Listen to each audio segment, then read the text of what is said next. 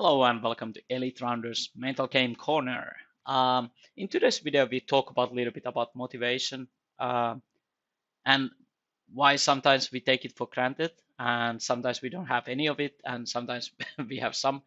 But this is especially my past experience now, let's say from the past few days, which might be helpful to some of you. So first of all, I think you need to look at like motivation, something which isn't everlasting, or that sometimes we have less of it, sometimes we have more of it, sometimes we have zero of it, whatever. Uh, Sometimes we have medium amount of motivation. But the point is here that my example comes from Sunday. So I had really rough Sunday in terms of like playing long hours. I was playing high buy-in, high like big games, high stress, high amount of hours, and everything.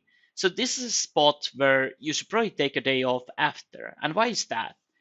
Well, because you were in very stressful situation for 10 hours straight, and you're playing at the border of your skills or whatever. So it's like highly stressful level of playing, right? Like highly stressful situation for 10 hours. And then I wake up Monday morning and I don't feel like I recovered because I was still in stress in the morning and the whole day I felt kind of down in terms of energy.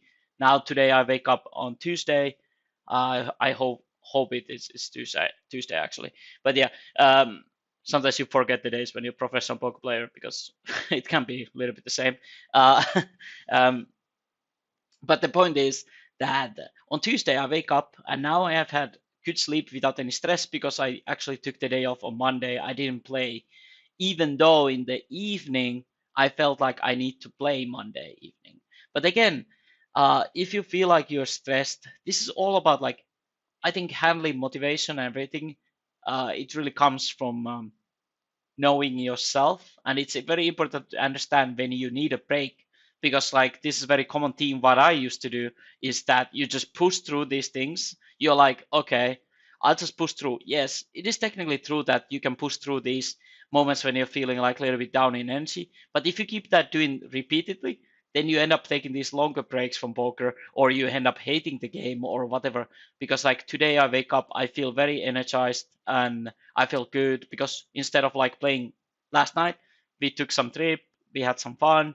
It was more interesting, and now I'm very happy to be learning poker again, because the trip, right? So instead of playing poker, which would have just I think dipped my motivation, play today, for example, I just decided to take a day off, and it gave me much more than the 7 hour session would have given me yesterday. Not to mention, I probably would have hated it because I was so tired. So this is the key. If you don't recover properly, it will affect your motivation. So again, it won't just affect your motivation, but how well you play. Um, if you haven't recovered, it will show you're in a game, you don't care that much, you play badly, your focus is terrible, like everything. So make sure you sleep well and you recover. It is like this is again something you should probably take from professional athletes. There's a reason why footballers don't play 365 days competitive games, uh, a year, because they will be just mess in every possible way. Injuries, mental exhaustion, like it must be terrible. Like it's just. But of course, poker, you can't say you don't have the same physical stress, but the mental stress is huge. Like let's say you play a lot of tables, you might end up playing 10,000 hands in a session, okay, or even 5,000. Doesn't matter. 2,000. You play 2,000 hands, you might have to make at least 2,000 decisions because like you either fold every hand. If you fold every hand, it's probably a fairly easy decision, right? But still, you are making a lot of decisions in this game. Almost no job is like this demanding in terms of decisions. Yes, technically at some point it becomes more automatic for your brain to process, so it's easier. But still, don't underestimate how taxing it is to your mental mind or something. Um, so sometimes it's easy to like compare. Oh, I don't play 160 hours a month what normal people work at the job, right? but most of people's jobs are not standing or sitting on your computer making decisions every freaking second. Like this is like it sounds like poker is still very demanding job. So it's like you need to be there like focused 100% if you want to be the best player. If you don't want to be the best player, you don't need to be that focused. You can probably watch Netflix while playing 50 tables, and just click buttons. Okay, you can do that. But if you want to be the best, you need to be focused like 100% all the time, basically. Um, and that takes a lot of energy and time. Yada yada. Uh, so this is kind of the thing with the motivation as well. Trying to do too much in too short time, it's definitely a negative in a sense. Like, of course, sometimes I do some foolish challenge, but just to test my limits a little bit. I think those are fine to be honest, because I kind of enjoy it, and some people I'm sure enjoy it as well, some sort of challenge. Um, but in general, when we try to do too much in short time, you still have to think about this game is a marathon. Okay, this is not sprint. You can't run 100 meters and it's over. This is not 100-meter run. This is marathon. So again, I think sometimes we confuse that some process will always take some time, and poker is one of them. It's like your great big ping or result or breakthrough might come in 2 years, 5 years, 10 years, 15 years, or it will never come. It's also possible. But like, I think sometimes we try to force things too much and it will show negative in the short term. So don't try to play 15 hours every day for the results, because usually it will like, because how do you call it? It's kind of like the more hours you do, it actually your hourly rate starts to decline too. So it's like there's the sweet spot where you have the best hourly rate, and after that it starts to slowly like go lower and lower and lower. If I would play 300 hours a month, I would not be making as much money per hour if I would be playing 160 or 120. But again, this is depends on everybody's own work ethic, how well they can do this and how their body works. I don't know. Some people are more type of players who like to play 100 hours every month. I'm more type of person who wants to do very intensively something if I do. So I play a bit more in certain months. Some months I just take off basically.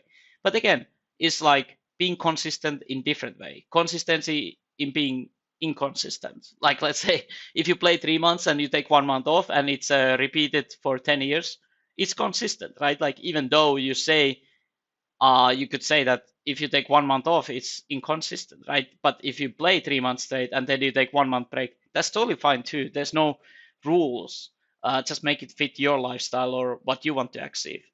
Um, so this was kind of like what I had from Sunday. Try to save motivation for later. Let it grow. So again, the point is that Sunday, Monday, I wake up, I feel this need to play because, uh, if you're running well, you want to play more, yada yada. But because I skipped that session on Monday, now today, this morning, I feel really energized, really good, and I want to play. So I let the motivation grow instead of like pushing in a moment when I was like low energy. I didn't really want to, like, what was the desire I wanted to play in reality? Like, there was this want to play because if games are going well, you just want to play. But what was the desire? It wasn't very high. I didn't really want to play, but it was more like force of habit or something in a sense. I need to play or something like this. I want to or need to play, something like that. But because I skipped it, now I feel better today. I'm gonna play a bit longer, go take a nap, play a bit longer session. So again, I could have played like shorter bad session yesterday, but instead I'm saving it for today. And I think this is how you actually manage the motivation for longer term, and also you recover. Like now I've recovered and I feel good. And also this translates to actually you feel happier and the poker remains more enjoyable. So this is another thing. So again, I don't feel so negative about poker because I did not play yesterday. So now I actually feel good and I'm happy I took the trip, just driving the car somewhere. Current times can't really do much. So just driving car somewhere, just chilling. But sometimes your brain needs that. So I think um, choose the happiness sometimes, and you will have more happy life. It's such a joke, but probably true as well. But yeah, sometimes it's not about performing, but recovering. I think so many people forget that poker is still about competition and this very competitive game. We are not playing against robots. We are not robots. There's a lot of emotion involved, and sometimes, Sunday I was making some bad plays. I tried to, overcome those. Like, okay, I made some terrible plays. Okay, I need to change that. And now that I've had day off, I can like easier to like get over it or something. So it's like, but yeah, just take some time off sometimes. Like when you feel like tired, you don't really have any desire to play because that motivation, because you still have the want there. So your motivation was good, but you were like exhausted. If your body is exhausted, if you feel you're exhausted, just take a nap. First of all, if you're still exhausted, just take a rest of the day off because your body, your mental mind, everything is exhausted. So just have a day off. It's not gonna kill you. And then come back tomorrow with great energy, with good motivation. So sometimes pushing through these these low energy spots is not the way to go. But this is about recognizing yourself, like when you are in a spot that you can push through it. So it's just like, oh, you didn't sleep that well, but you haven't actually played poker in a while. Then it's just like some other type of thing. But when you've played a lot and you're playing too much, then you start to notice that you're not recovering anymore, and that's a moment when you've accumulated like too much sleep debt or whatever, some sort of debt, anyway, so you can continue playing normally. But yeah, I hope these tips help you, because these definitely helped me. So good luck with this, and hopefully it brings your game to a little bit better level.